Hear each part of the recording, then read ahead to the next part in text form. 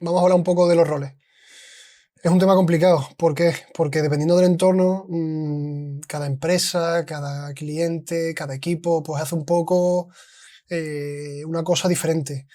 Por ejemplo, yo conozco organizaciones donde las pruebas automáticas las hacen los desarrolladores, los mismos desarrolladores. Ellos, cuando suben su código, suben sus pruebas unitarias, suben sus pruebas automáticas y lo suben todo. Es decir, cada funcionalidad va acompañada de todo lo necesario para ejecutarla y probarla.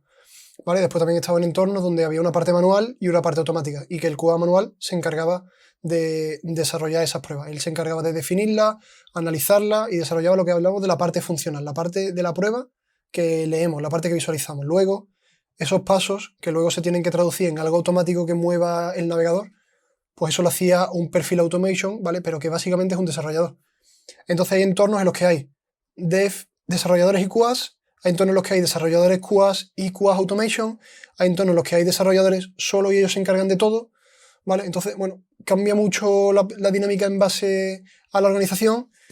Yo, por ejemplo, en mi caso, voy a comentaros siempre, o sea, todo el proceso que vamos ahora a seguir hasta que un poco vayamos viendo cómo funciona esto, lo voy a comentar con los tres perfiles: desarrollador, QA y QA Automation, como si existieran los tres, ¿vale? Si vosotros luego encontráis sinergia y creéis que podéis cargaros algún perfil porque, o bueno, cuando digo cargaros digo asignarle otros roles, lo podéis hacer perfectamente, ¿vale? En vuestra organización podéis hacer lo que queráis.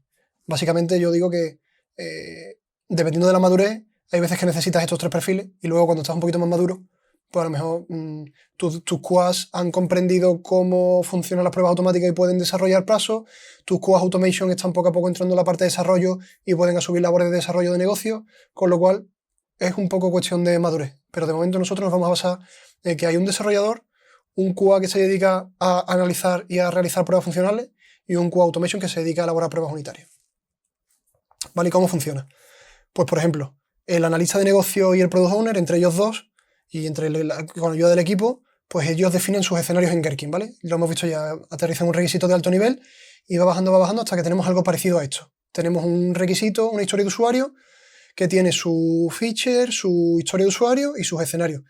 Esos escenarios los puede utilizar el QA manual para generar sus pruebas.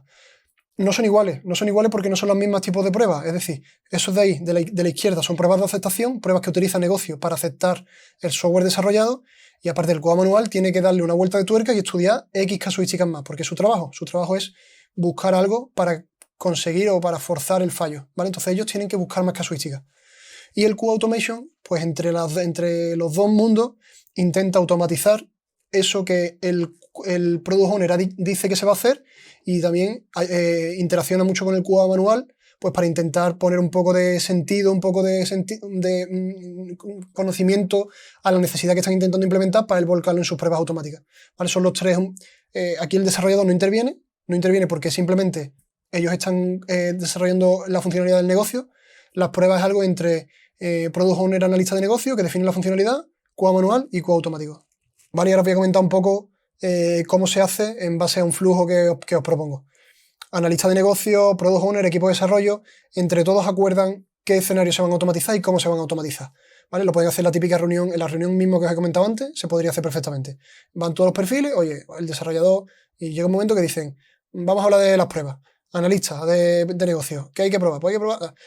QA, ¿qué vas a probar? Pues me he preparado y creo que voy a probar esto. Vale, ¿qué vamos a probar con la capa de test unitario? Tal cosa, ¿vale? ¿Qué quedaría para la capa de servicio? Tal cosa, vale, pues esto probamos con servicio. ¿Qué quedaría para la capa de interfase? Pues esto lo probamos con interfase, ¿vale? En esa reunión de coordinación se decide un poco qué se va a probar. Luego, el QA manual genera los escenarios en Gherkin, ¿vale? Traduce un poco de esa historia de usuario los escenarios a la parte automática, pero solo la definición. Y el QA Automation define los pasos. Los pasos hablamos de código Java, código JavaScript, código Python. Creo que hay diferentes formas de hacerlo, pero yo básicamente he utilizado Java, en la que esos pasos luego interaccionan con las interfaces, utilizando un framework tipo Selenium, ¿vale? Esos son los pasos automáticos, que a su vez están relacionados con los pasos de Gherkin. Eso va a un repositorio y después hay un sistema de integración continua, pues en este caso he puesto el iconito de Jenkins, pero podría ser Bitbucket, Bamboo, CycleCI, Travis, el que utilicéis, ¿vale? Que se encargará de hacer checkout del repositorio, lanza las pruebas de aceptación y automáticamente nos comunica el OK o el KO, dependiendo de si pasan o no pasan. Para generar estas pruebas hemos seguido el típico ciclo de BDD, TDD, donde nosotros lo hemos probado ya previamente ante nuestro entorno de desarrollo, pero luego todo lo que subimos al repositorio se tiene que lanzar en un entorno, digamos, un poco más imparcial, ¿vale?